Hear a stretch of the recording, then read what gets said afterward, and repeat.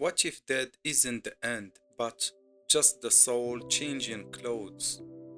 For Plato, the soul never dies, it only forgets, remembers, and returns.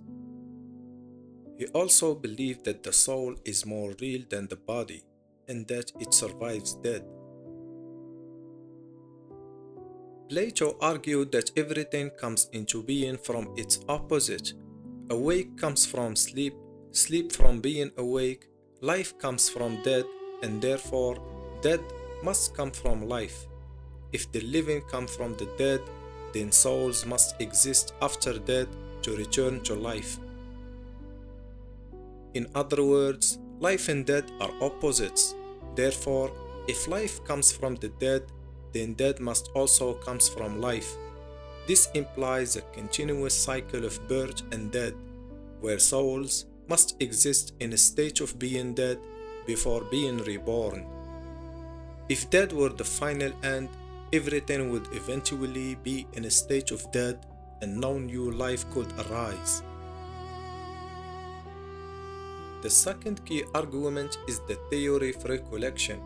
You are not learning, you are remembering. As children, we recognize concepts we have never been taught. For Plato, the soul exists before birth.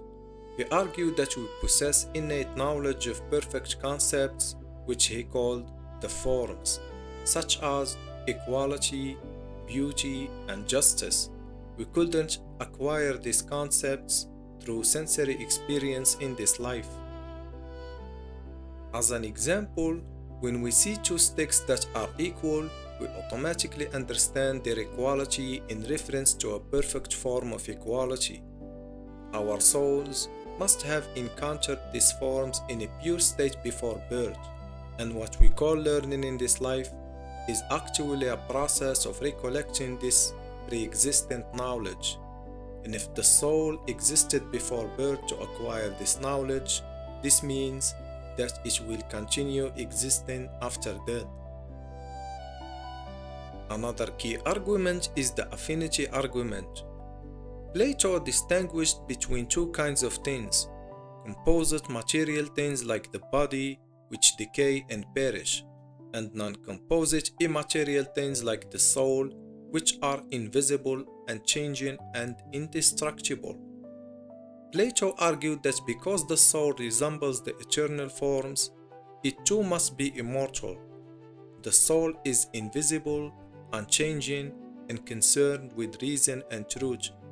Therefore, it is less likely to be destroyed than the body. When the soul is free from the distractions of the body and contemplates the forms, it is in its most pure and stable state.